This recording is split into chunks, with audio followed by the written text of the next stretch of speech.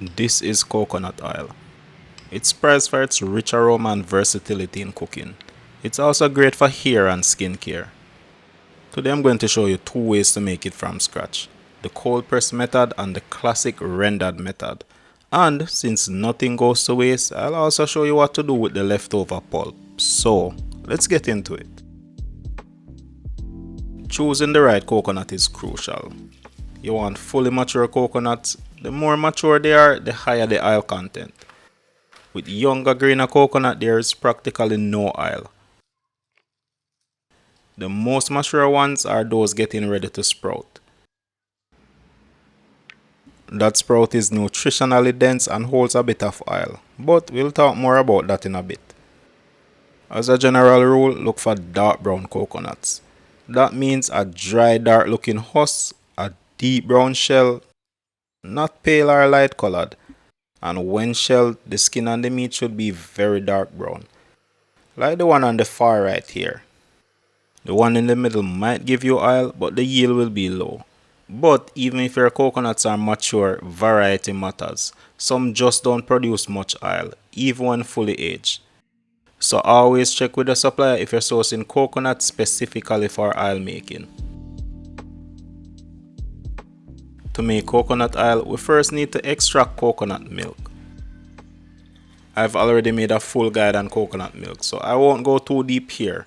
Link below if you want that step by step. But here's a quick rundown of the process. Break your coconut and reserve the water. We can either drink it or use it to blend our dried coconut. Sometime with good quality coconut, you might even see tiny oil droplets in the coconut water. That's a good early sign of a high yield. Remove the coconut from the shell. I like using a spoon. It's blunt so it reduces the risk of slipping and cutting your hand. And very mature coconut usually separate easier from the shell. Then blend the meat with water and strain the mixture. A cheesecloth works really well to get the maximum amount of milk. I've been getting a lot of questions lately about where to get cheesecloth.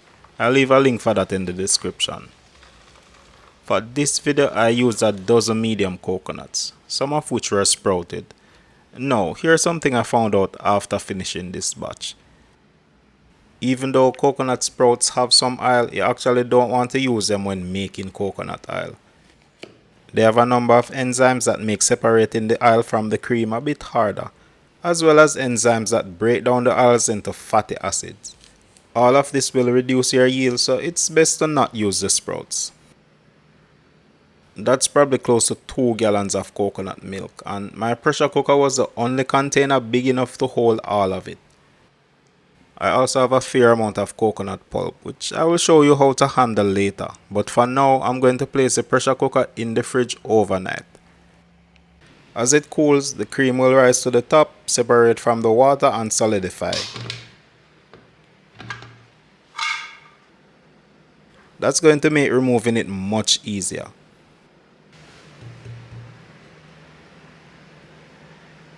This is extremely satisfying. Up to this point, the steps for making cold pressed and rendered coconut oil are the same. So now I'm going to split the cream into two halves. The first half will be for my cold press. I'm just eyeballing it so it's roughly half. If you want to get technical with your yield though, you could weigh the coconut before blending, weigh the cream, and then weigh the oil you get from it. Next I'm going to wrap this half tightly with some cling wrap. You want to place it somewhere warm for a day or two. During that time, lactic acid bacteria and wild yeast will begin to ferment the natural sugars and protein in the cream. That natural fermentation helps to curdle the cream and makes the oil separate much more easily. You can place it in any spot that's slightly warm, like a sunny window or in your oven with the light on. That's going to give us a nice consistent temperature. So while that's doing its thing, let's work on the other coconut oil. For this, I'm using a pot with a broad base to give me maximum surface area. We can now go in and grab the other half of the cream.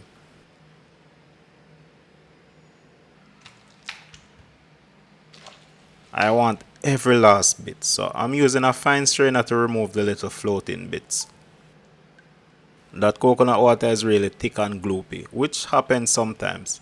It's just from the natural starches and fiber-like compounds in the coconut milk.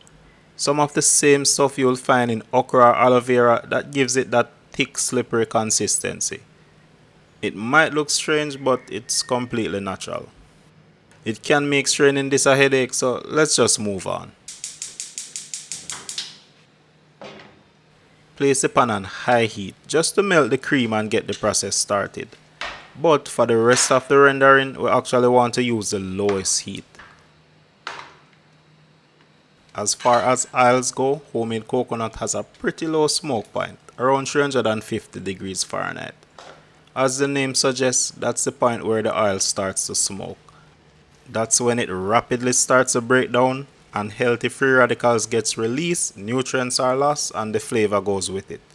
So, the lower and slower we go, the better the final result will be. As it heats, the cream will gradually curdle and the oil will separate as the excess water evaporates. Depending on the oil and water content of your cream, this could take maybe an hour or two, but it's mostly hands off for most of the process.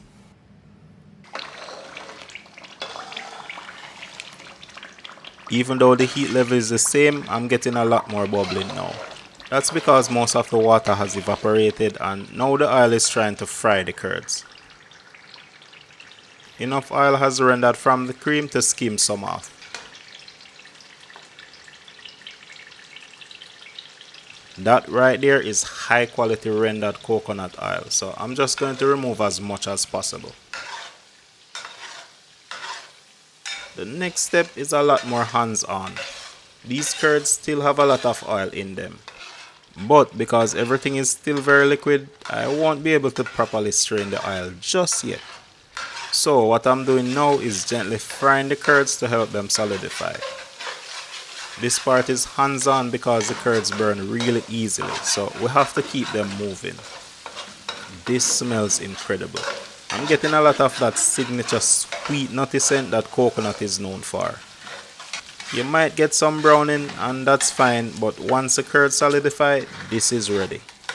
Let's cool it a bit before the next steps. This is the rendered oil we skimmed earlier. You could separate this as a different grade of oil. It has a milder coconut flavor and was heated a lot less. But I'm just going to strain the curds into this. The curds are a lot easier to strain now and we can get the maximum amount of oil out of them. That lightly colored oil is a sign of good rendered coconut oil. If it's too golden, that's probably from rendering at too high a temperature. You can lightly press the curds to get even more oil. For a cleaner filter, you can use cheesecloth or coffee filters. Personally, I don't like cheesecloth. It's a bit messier and it holds on to some of the oil, which reduces my yield. Some curds fell in, but that's not a big deal. You can leave them in if you like, but that will reduce the shelf life of the oil. I'll show you how to deal with that, but for now let's talk about the curds. These are not waste. They've got a deep nutty flavor from being browned and they still contain a bit of oil, so make sure you save them. Use them in any dish where you want that intense coconut flavor. This stuff takes rice and peas or stir-fry veggies to the next level. Next, pour off your coconut oil into a container for storage. If you leave it to sit, all the solids will sink to the bottom and we can just pour off the clear oil later. Rendered coconut oil is the most dynamic coconut oil in terms of flavor. It has a deep nutty toasted flavor and aroma. Yes man, this is great. That's some top tier coconut oil. I'm just going to add those sediments to the rest of the curds. If I need a flavor boost, I'll just throw a little bit into my pot. And that's our rendered coconut oil. This will last 3 to 6 months at room temperature if stored in a cool dark place and up to a year or more if kept in the fridge or freezer. Avoid storing it in plastic containers, keep out any moisture, and always use clean dry utensils when handling it. So now that we covered rendered coconut oil, let's check in on our cold press. Well, it's actually a bit of a misnomer to call it that. True cold pressed coconut oil is made by extracting oil from dehydrated coconut or copra using mechanical pressure at low temperatures. It requires specialized equipment and the finished product is a little different.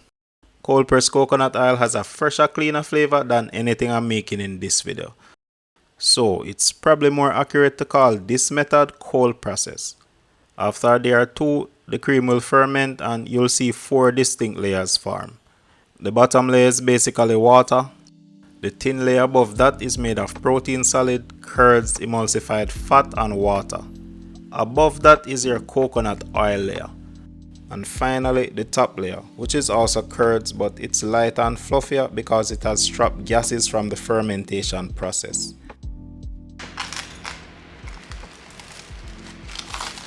Usually this top layer is super airy and bubbly. It probably started that way but the foamy structure can collapse over time.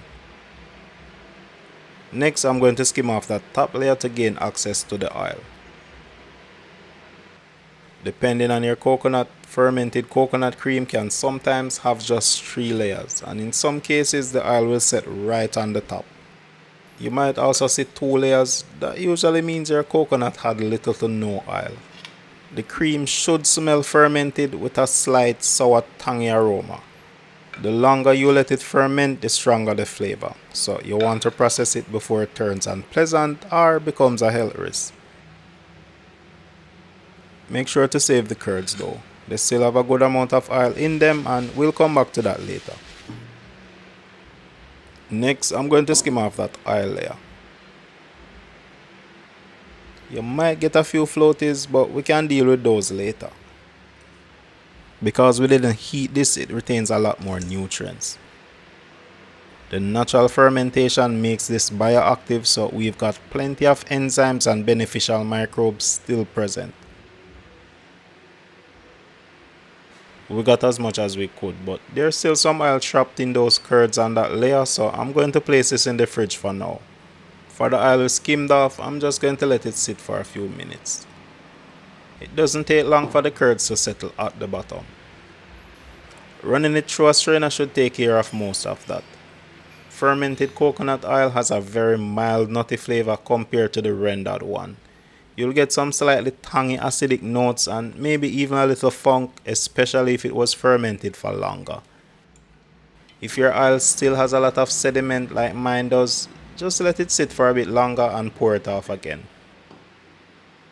This type of coconut oil is usually completely transparent with very little color. Alright, so the curds I placed in the fridge are ready. The emulsified oil has now solidified, which makes separating it much easier. I'm adding that to the first set of curds I removed earlier.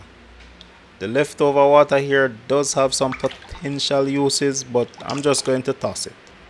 Now for the curds. We're going to render them to get that last bit of oil. It's the same process, but with these curds it goes a lot faster. Once the curds are solid, let them cool a bit, then strain.